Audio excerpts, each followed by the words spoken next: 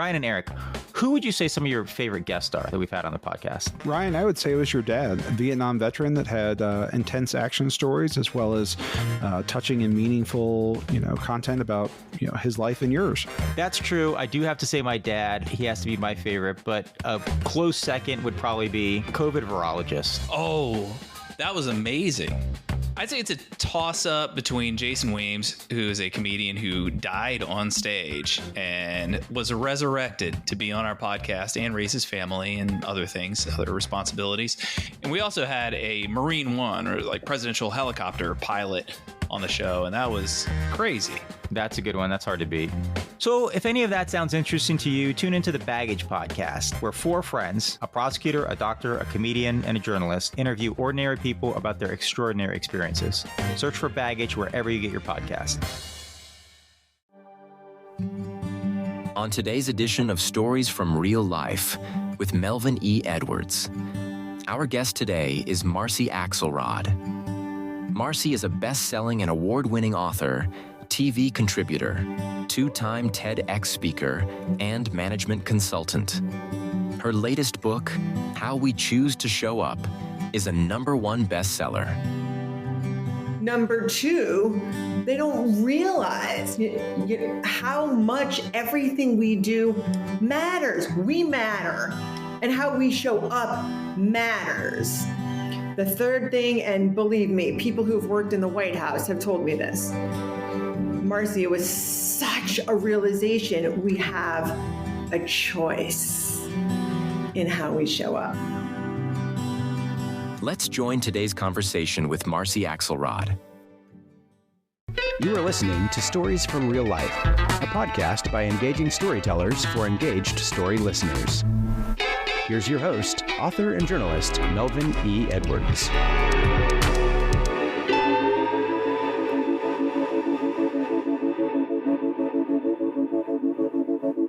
Hello again, and welcome to another episode of Stories from Real Life. I'm your host, Melvin E. Edwards.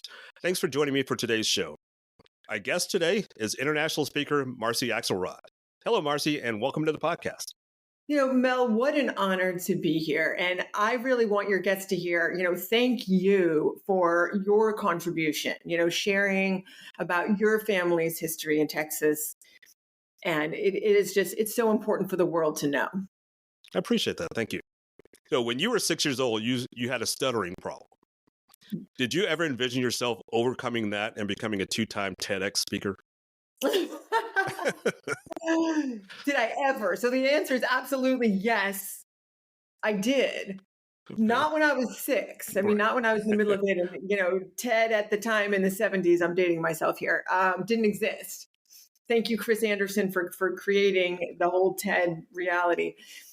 But as I grew older, because of the stutter, and this is important for people to understand, I mean, we are the result of the traumas that we go through. So because of the stutter, success to me was people sitting on the edge of their seats, learning and getting value from someone else's words, someone else's thoughts. So that is the linkage between the two TED Talks and, all the keynote speeches I give today and the stuttering. So what did you learn during those days when you were struggling to make your own voice heard? So the main thing, and I'd be happy to tell people the story, but the main thing that I learned is, number one, most people throw their show up choices away. Number two, they don't realize how much everything we do matters. We matter, and how we show up matters. The third thing, and believe me, people who've worked in the White House have told me this, Marcy, it was such a realization. We have a choice in how we show up. Okay, we're going to be talking a lot about that in this episode. Your book is there. We'll be discussing that. But before we get to your writing and your speaking, again, going back to your speaking, I found out from doing some research that you're also an artist. So when did you begin doing wall sculptures? Oh, wow. When did I begin doing wall sculptures? Probably when I was about 6. And I'll tell you, there's this exciting thing. I'm probably going to be in the Hamptons Fine Art Fair this summer. And I'm about to participate in the gala for the Bruce Museum. I mean, these are real pinnacles. If you want, I can show you. Do you want to see some of the sculpture? Sure. Let's see it. All right. I just did a big installation this weekend, you should know. Okay. Yeah. So the sculpture shows up, right? And everything we do shows up. And, showing up is a way of living that reconnects us with ourselves, our situation, and society. And these are show up. This is a show up sculpture. Can you see it? Wow. I can see it. Yes, that's beautiful. I love the colors. And it's on a turntable and it moves, but let me give you some of the other ones. Yeah, I have a gallery in my house. That's what. Here you go. I don't know if you can really see it. I can see it well. That. Yes. And that's my gallery. There. This is not on a backing yet. I love the colors. Everybody who's listening, you're gonna have to go to YouTube to watch the video so you can see all these vibrant colors. Yeah, exactly. I have these are the ones that are not in another gallery right now. Wow. This one was just accepted into a global art exhibition. Yeah. Anyway, this is wall sculpture.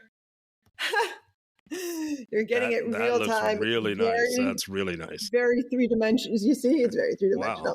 Yes, that's nice. Good job. Thanks for asking. But I mean, everyone has art in them, and the art can literally be how you stand and show a depth of listening and care before someone. Even in the back of a room, if you're the person who stands there silently in the back of the room, you show up authentically in your power with your care. Believe me, you emanate a power and people will feel it and they will turn and they will ask you about yourself and opportunities will show up for you. And I'd be happy to explain how all of this happens, but I'm going to let you get back to if you had certain things in mind and you wanted to guide me. Yeah, my next question is about how you got to this point in speaking. So what did you learn from 20 plus years as a strategy management consultant in Silicon Valley? Yeah, so my success with KPMG Consulting, one of the leaders of the high-tech strategy practice in Silicon Valley, which was definitely the epicenter of high-tech strategy and probably still is, I was in front of executives for companies that have, 120,000 people around the world, HP and Cisco and Storage Tech, Symantec, Yahoo. I learned that my success, yes, it rested on global studies, a world-class team, tons of real data. But in addition to that, the permission that I earned as a young woman to give advice to executives was from how I chose to show up. Okay. And the way I showed up was through thinking about the relationship among things. How is this executive relating within him or herself? How are they relating to the situation that's showing up? A board meeting, a crucial communication with their staff or with Wall Street. So there's a self-grounding, there's a situational readiness, and then there's a societal connectedness. Those are the 3 roles in which we show up.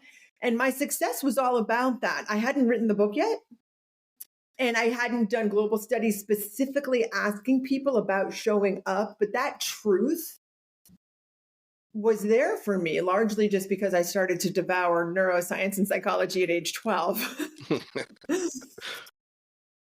All right. So what's the difference between being solo and being alone? Oh, haha. Well, as many people know, Vivek Murthy, our 19th and 21st Surgeon General of America, talked about the loneliness epidemic. So, and it kills people more than smoking a pack of cigarettes a day. I mean, this is big time stuff. The difference, very crucially so, when you feel like a self that's defined as I, me, mine, you know, you got your mirror like this facing you. You are alone. You are separate from. And then what happens? You compete. The world isn't showing up with, to, and for you. It's kind of you against the world. And a lot of people feel that way because that's what society teaches us. Solo is powerfully grounded in yourself. And what does that mean? That's a definition of self that Eastern contemplatives have always known. That's the root of every religion that indigenous people live. Solo is like the tree that's right outside my window, Mel. That tree, it might look like it's a tree by itself, but underneath that ground, its roots are like this. It's getting nutrients that it needs from the tree over there. It's breathing the air. You know, it's taking in that CO2. It's absorbing the sunlight. It's very much within a situation that's very rich. So solo recognizes we are always within not just ourself, but our situation and our society. This is how we show up. Like it's irrefutable. Like everything is in these three roles. It's an individual self within a situation. It's a member of something beyond itself that I call society. You can call it a religion, a family, a community, a company, a sports team, a Mets fan, like whatever. But everything shows up in these three roles. That's the difference. Solo is powerful and flows through in a way that the world shows up for you the way that you want it to. Alone is separate. It's probably also at some point sad, anxious, depressed, disengaged at a certain, or less engaged, less vibrant, less creative. All right, so let's follow up to that question.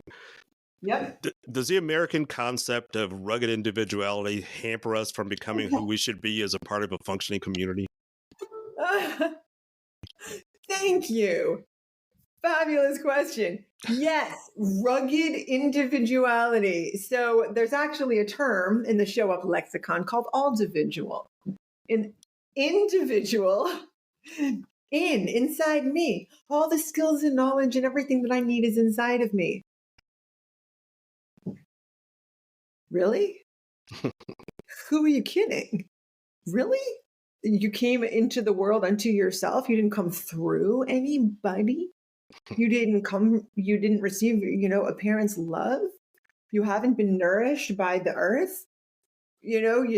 Individual. It's all about you kind of winding up inside yourself, kind of like the clusters in the left hemisphere of the brain that we can talk about that like are like self-reflective. Stop staring at your own mirror.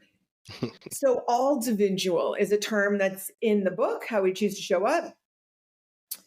And it's just more accurate because we belong and we become everything through community, through a family, through reflecting. You're a writer. You're a gifted writer, Mel. What does that mean? You are welcome. What that means is that you have taken time to reflect. Writing is this incredible gift. Writing says, I'm going to think and reflect and clarify a thought such that when I call upon words, when I call upon the language that others can read, there is something of value to that's going to go into the ethers, into the other person, into society. And then it will indwell within them. I am changing them with the written word. So we are all individuals, far more than individuals. So the answer to your question is a yes. The rugged individualist thing is, I think, harmful. Okay. All right. So the rest of this episode, we're going to be talking about showing up, and your book is about that, and your TED Talks are about that. So let's start off with, what does it mean to truly show up? Okay, I'll answer that, but it's so funny because this whole thing's been about showing up. Because Right. even if you don't use the word, everything is showing up. Like, why are we doing a podcast? Because society has told us that this is a good way to get ideas out there. Society is showing up. The podcast is showing up. The tech is showing up. Everything is showing up. And by the way, it's showing up as its individual self within a situation, right? Which is the contact point with reality and within the broader society. Okay, so you asked, what is truly showing up? Truly showing up is when you understand these concepts and you make a choice to fully inhabit your three roles. Your individual self, you are truly deeply present in this moment, your situation, and you recognize the impact throughout society that you're having right now. That is truly showing up. So what does it mean to just show up? Have you ever had a moment where you kind of look back and you thought like what just happened? Like, that was not how I wanted to be.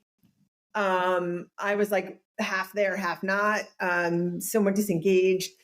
My research, my 20 years of research show, Mel, and people like nod their head and laugh about this, but it's an awful statistic.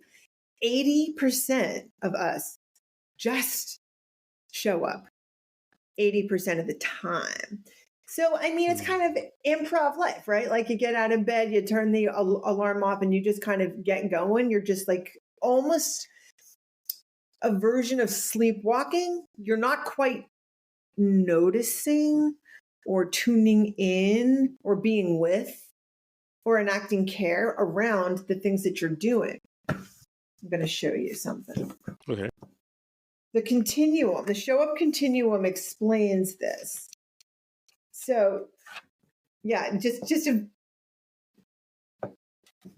then I'll tell you a really quick story. So you're going to have this in your show notes, but effectively, when you go from level 1 barely there into level 2 just showing up, level 1, you're just in yourself. You're just self-reflective. The world shows up the way you fully expect it to. There's nothing new. You're missing the truth of what's going on. As you move into just showing up, you're intermittently present. So you start to notice things. And then as you become more present and truly show up with the right hemisphere attention system online, which I can talk about, you start to tune in. And then you start to feel with, you're going from alone to solo here. But you're also situationally present and societally present. So you start to notice, tune in, feel with, and enact care. That's when your right hemisphere attention system and your whole body's care system is online. And you're fully in your three roles: self, situation member, societal member. Okay, go ahead and share the stories. You said you were going to share a story after that. Yeah, so right after my divorce, I was date story. And there was this guy, we had a great first call, and we were meeting for the first time. And he kind of shows up and sees me and totally conducts me, like puts his arm around me and kind of controls me and sits me down. And I looked at him and I said, I was in the middle of writing the book. And I said, how did you prepare to meet me? You would think after this great connection on the phone and this high potential date, he would have, I don't know, maybe looked me up. Just really basic stuff. And he looked at me. I was like, well, I checked the time, I checked my look, checked the weather. I just headed on out. That's just showing up. Either you're intentful and you care or you don't. That is just showing up. And he never saw me again. Wow. That doesn't surprise me. We've only known each other for 20 minutes, and that doesn't surprise me. No, I mean, it doesn't mean that life doesn't happen and you don't bump into people and you aren't prepared. But it's different, when you understand, look, everything and everyone, Mel, is showing up every moment. When you think about that and what that means, you have an impact on the world every moment because you're changing the world every moment. Let me briefly bring in statistics here that I always talk about. Nicholas Christakis, physician up at Yale, he did this incredible research that shows what we do goes 3 people deep through society. You, Mel, right now, you are 45% more likely to think, feel, and act the way that I do just by virtue of interacting with me. And then you go and interact with someone on your team, someone you work with, they are 25% more likely to think, feel, and act the way that I do. And then that person goes home to their spouse, their kids. That third level out is 10% more likely to do what I do just because you were with me. That's 8,000 people. Most of us have a bubble around us of more or less 20 people who we regularly interact with. So 20 times 20 times 20, 8,000 people are being impacted you every moment. And one of the things that I tell people to do, Mel, and I think this is really important, people have told me that it changes them. What I want people to do is to live this truth. After you listen to this podcast, whenever you're around someone next, I want you to look up. And I want you to just observe them and notice something that they're doing or they're thinking or they're feeling is a result of me. And if you're in a parking lot and you're staring at a stranger, guess what? It's true for them too. Because by the time you get to your friend's colleague's daughter, you don't know that person. So there are strangers out there who you have impacted. And I want people to, in turn, just sit with that, something that they're doing. And granted, 8 billion people on the planet. The person you see next may not be one of those people in your 8,000 person bubble. Okay, but fine. But it goes on forever. Everything you do, even if you're alone, I'm going to make myself a cup of coffee. And you're like, that doesn't impact. Really? Did I cast an economic vote to buy those coffee beans or that coffee machine or to use that water or to be more alert for the next meeting I attend? Everything we do, it's pulling through a 7-continent supply chain. Someone over there is driving a forklift to pick up pallets of stuff that include the next thing of coffee I bought, right? Right? Everything we do has an impact, even when we're sitting and meditating or journaling, something I tremendously recommend. But that's what I want you to do. And every day of your life, if you just observe for 5 seconds that person who you don't know, and you re-internalize, you relive, I matter, you will show up more as you want for who you want to be.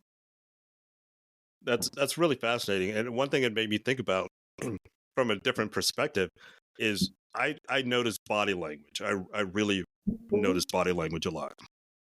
And so I find myself studying people and can get lost in it. And some people look at me and say, why are you staring at me? When I'm actually not really staring at them. I'm looking at them and observing. But one thing I noticed, and this goes back 30 years, my mom died when I was 25 years old, and it was like right after, like the week she died. I remember just walking through the mall, just trying to clear my head and looking at people laughing and families together, shopping and doing whatever they were doing, and thinking, none of these people know the suffering I'm going through right now. And then it made me think, I don't know what they're going through right now.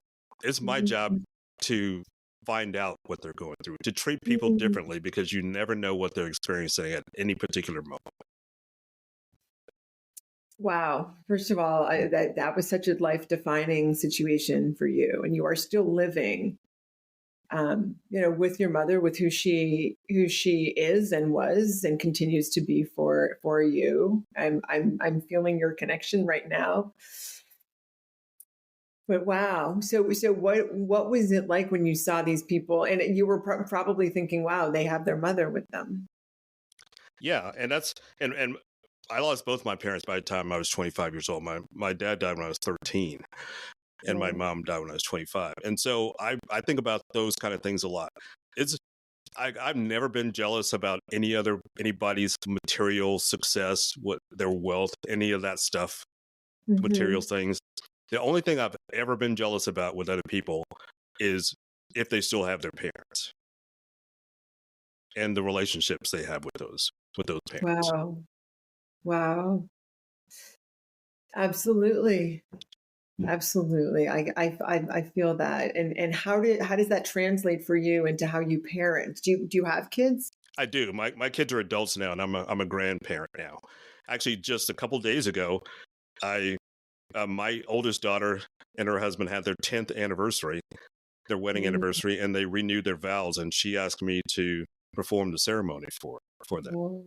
And that was really special. And it gave me a chance to think about my influence on her, and now her influence on her daughter, and how you talked about the interconnectedness.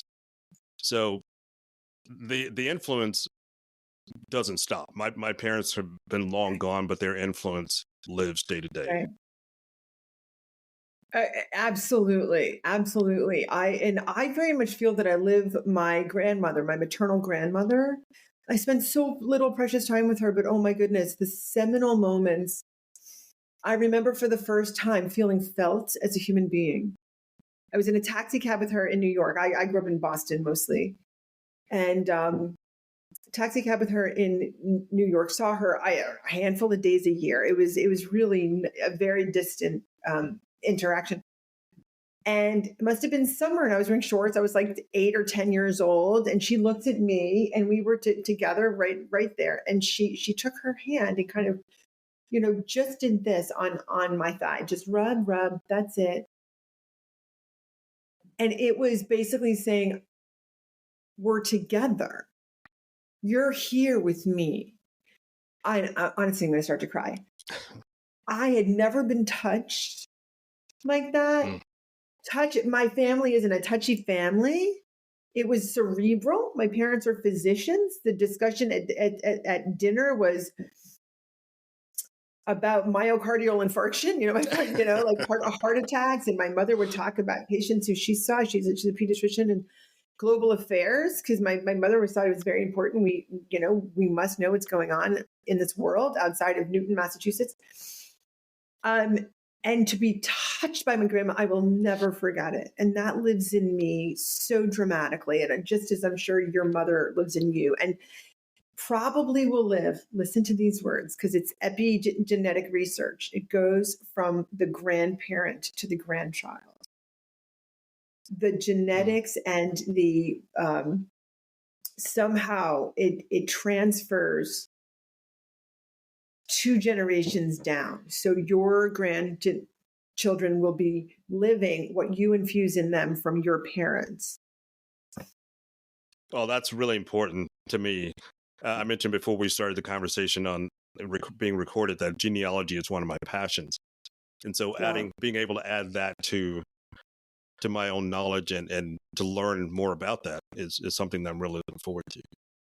Yeah, there's a little bit about it in the book about, there were rat studies, or some rats were shocked and the smell of lavender was what was around, and they were wondering if the offspring was also going to have a stress reaction of cortisol from the lavender, and it didn't. The offspring didn't. Instead, they found that there was more receptors for lavender, but not the stress response to it, which is interesting. So it's a heightened receptivity without the trauma. Wow. That's interesting. That's really fascinating. So why do we just show up? Why do we do that? Why do we just show up? Well, to bring up what you mentioned, society teaching us rugged individuality. Society teaches us to compete. Society lies to us. You need some version of fame. You need some version of money and a house and a car and to look a certain way. Garbage. It's completely untrue. What we need is to do what nature designed us to do. Right? This is how nature designed humans to show up, which is to care and to support each other. There is no other reason. We are literally on the planet to take care of each other.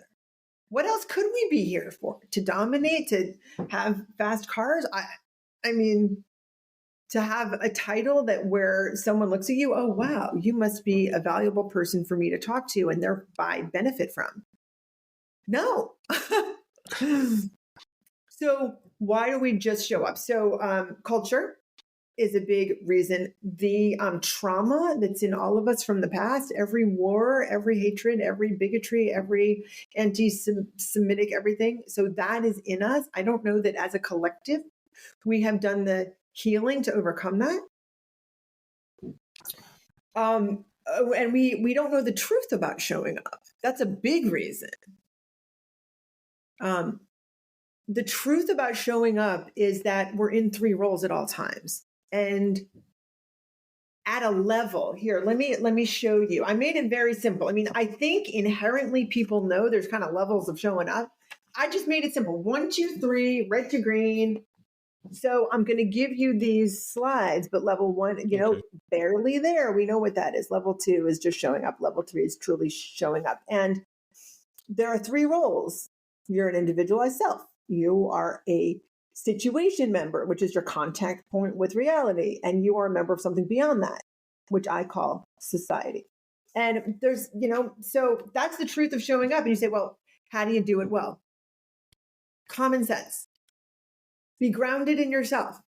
Be ready for your situations and be interconnected with society or the more that's out there. There's a chapter on each of those because those are big. What does it mean to be ready? So I want to bring up Fireman Rob.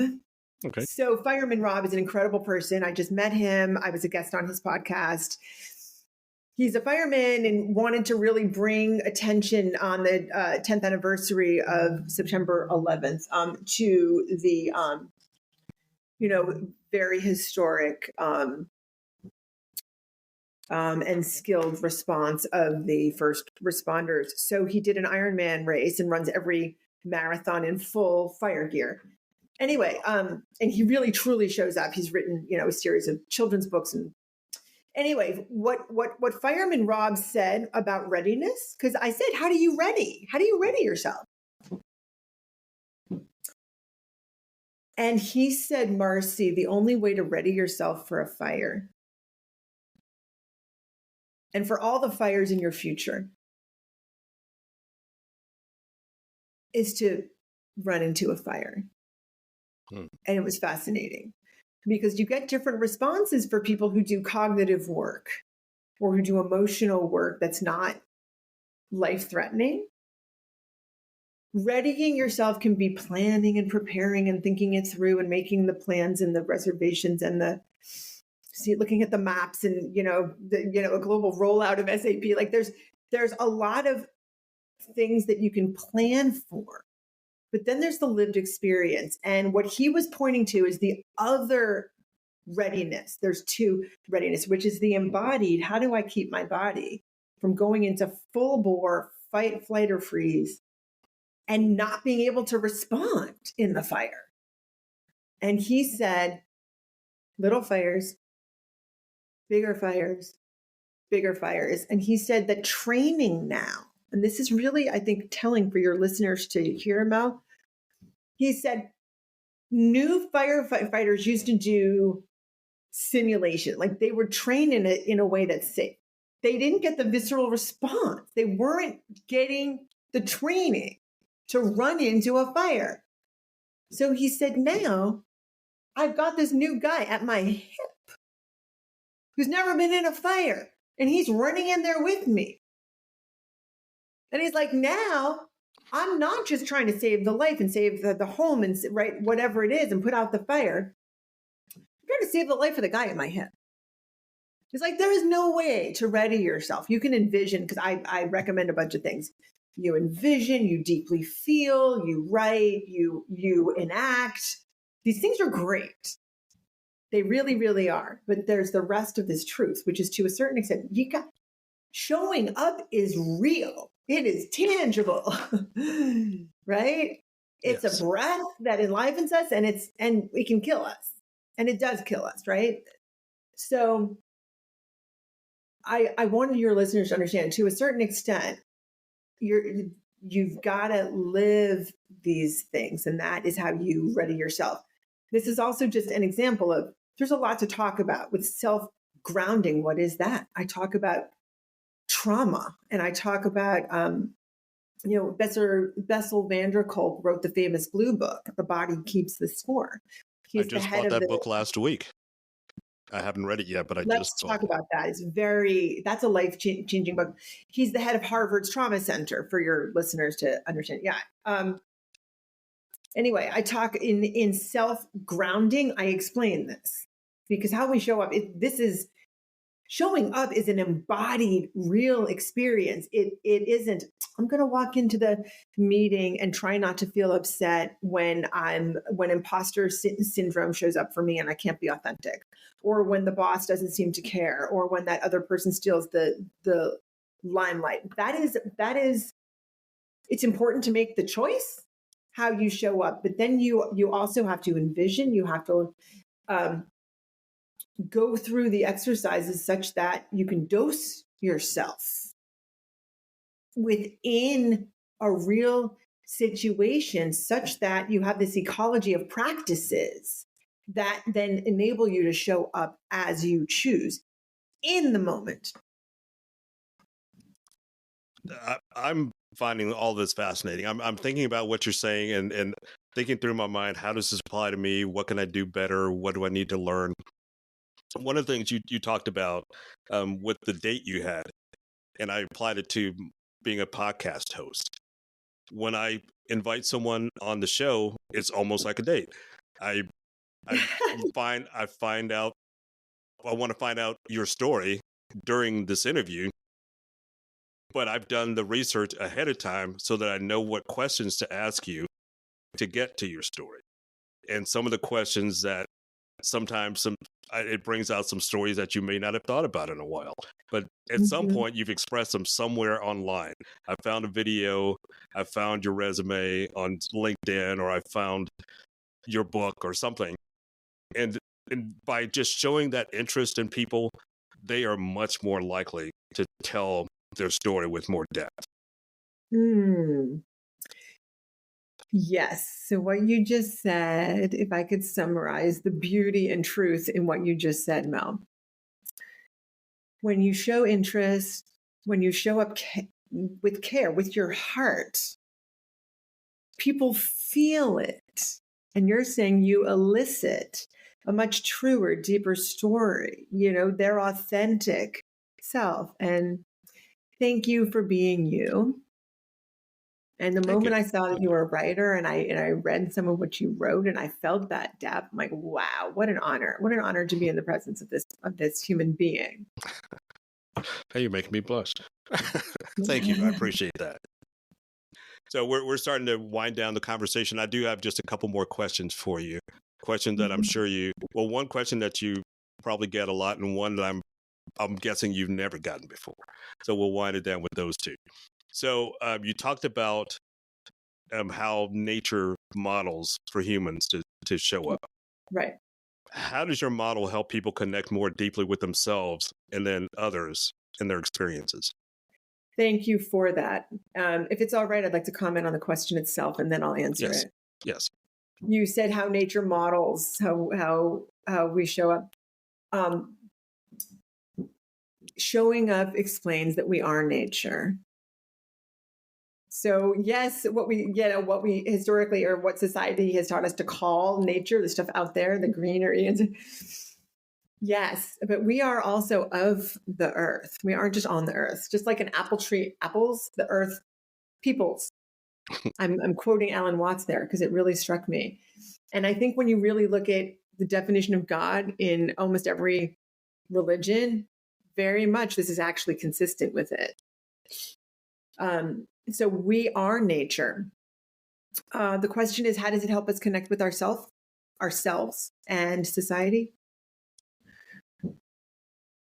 What showing up explains is that the interconnection is always there. Society has taught us not to really understand what it is. Right now, as you look me in the eye, Mel, and I look you in your eyes, you are literally changing the physiology of my body right now. I literally have a different feeling in my throat. I mean, as a stutterer, that's where a lot of my kind of reality and stress lives. But in my chest, you're changing how I'm breathing. You're changing how I'm standing. You're changing my tone, my gait, my timbre, my voice, my intonation. To think that we're not connected, okay, even this is going on through a screen across half the country, assuming you're in Texas, right? Mm-hmm. Yes, I am.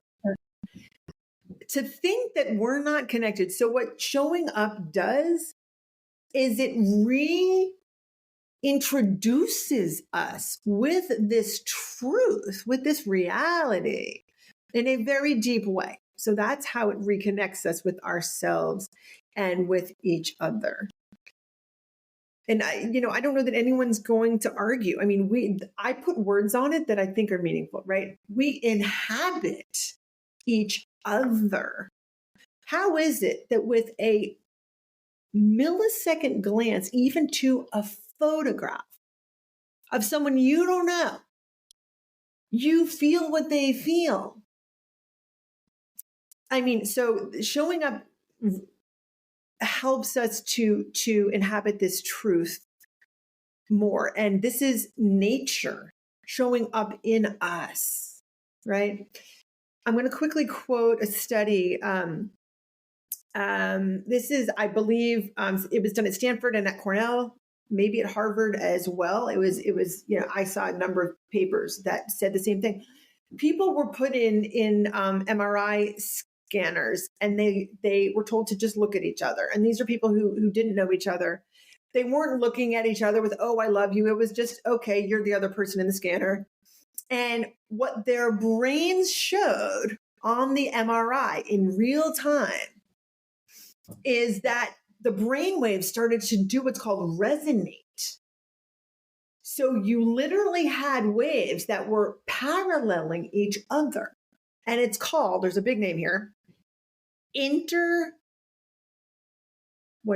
interpersonal neural synchronization.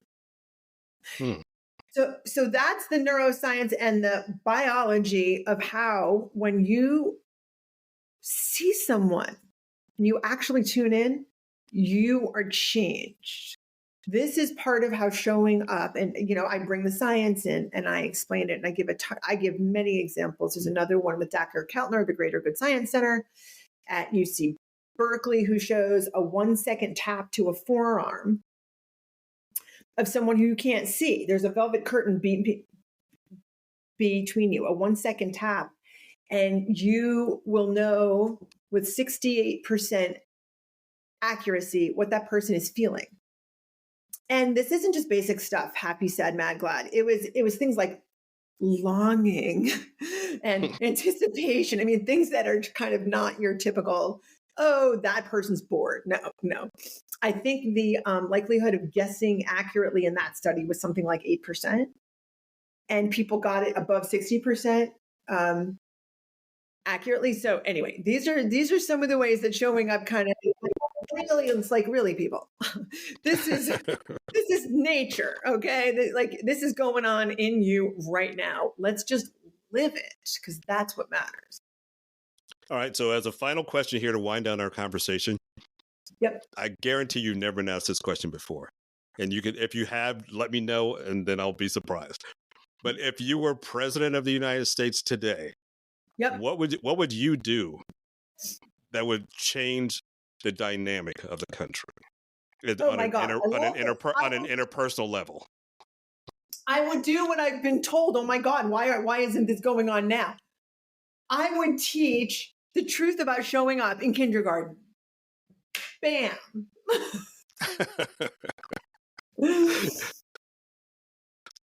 You want to expound on that? You don't have to, but the whole podcast expands upon that. Okay. In fact, there are quotes in the book with educators saying, "Oh my God, why isn't this taught in preschool? The truth about showing up." Because instead of, let's be kind, both of you can't use the tractor at the same time, you don't have to explain it that way. It's, Johnny over here feels how you're showing up. And the way that you show up is impacting me as your teacher here. And Johnny, and you care about Johnny and don't want to upset him, and he cares about you and doesn't want to upset you. So what are you thinking about how you can show up, given that the tractor is showing up is like the toy that both of you want to play with? How can we interact with this truth that, there's more than just you going on here? There's a classroom and there's an educator and there's one toy. And then it may be little Juana, who's grabbing the tractor too, says, where's a piece of paper? I want to draw a tractor and I want to show Johnny that that we can do other things together with tractors. Are you with me? Did you hear the creativity there? Did you get on and on and on? I brought in the classroom. I brought in the fact that the toy doesn't need to be an object of control. We didn't even talk about that. Showing up, it loosens the control that everyone wants, because right now we are taught to have control over. I need to control that person. I need to get them to stop thinking about me a certain way so that I can be authentic. Because right now they're controlling me because they're just making me feel like I'm not wanted here or whatever, right?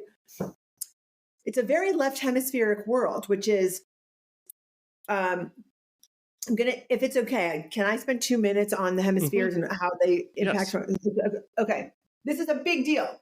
If you're I really want your listeners to focus on this. So the way that we evolved, we needed to do two things to survive, right? We had to be able to go find that, deer in the woods back when we lived, outside, and focus on it and narrow in. Nothing else is going on. Narrow in it, kill it, grab it, get it, so that we could feed ourselves. But we also had to do this other thing. While we were getting stuff to feed ourselves, we also had to not be fed to something else. All of a sudden, whoa, broad, spacious attention of the bigger picture. What else is going on? What are the little infants doing who are by my side over here? What is that predator bird doing that's swirling above me? What is that thing in the brush over there? My God, is that a tiger, right? Notice the two types of attention. But when you focus in, it's about power over. It's about apprehending, not comprehending. This is a quote from Ian McGilchrist, a psychiatrist from the UK, who wrote these tomes about the hemispheres of the brain called The Matter with Things, and some others. And in essence, the left hemisphere just shows up. It breaks everything into little bits. It focuses on that. It excludes everything else. Life loses its meaning. And we disengage largely because, oh my God, 90% of what we do each day is kind of what we've done before. And the conversations we have are very similar to the ones that we just had, right? Absolutely. So what shows up for us is an expectation. We don't see reality. when you're in your right hemisphere, what else is going on? This is when you show up with care. Mel, you did it. And when you heard, wait, I'm going to switch hemispheres. Ready?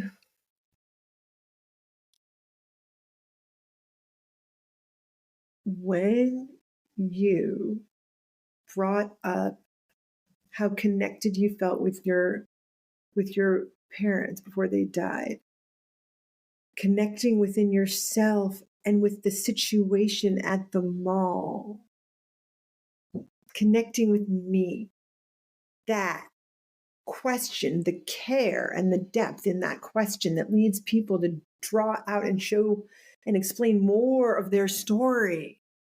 That is a right hemisphere way of living. That is truly showing up.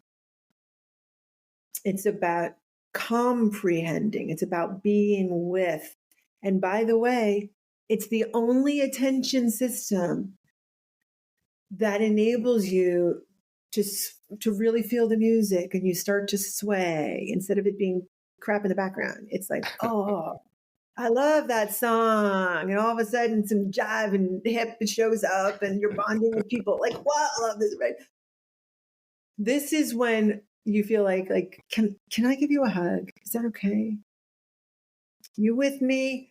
That's how people want to truly show up. And by the way, when you do that, people feel you. Like, this is a great way to close out. People remember you. This is when you get that call of, my team is trying to do a project with this or that, and we need an expert. And you came to mind. And you get the invitation, and the doors are open for you. And this is when life feels rich and full and meaningful. That is called truly showing up. And it's being able to switch when you want to into your right hemisphere, your system of care, so that you see the rest of what's going on and it feels meaningful. It is meaningful. And that's the perfect way to end this episode. So thank you a lot, Marcy. Speaker, artist, and writer Marcy Axelrod has been our guest today. Thanks so much for joining me today. I appreciate you being here. Well, Mel, thank you so much. The book's on Amazon, and you can find me at choosetoshow.com. Okay. And just to point you in a different direction here, my new website is www.podcastreallife.com. If you go there, you'll find all the links in the show notes. The charts that Marcy talked about will be there. Again, that's www.podcastreallife.com. That's it for today's episode of Stories from Real Life. Join us again next time for another chance to learn from each other. Until then, don't forget to shine your light wherever you go. That was Stories from Real Life. Join us again next week for another great storytelling journey. See you next time.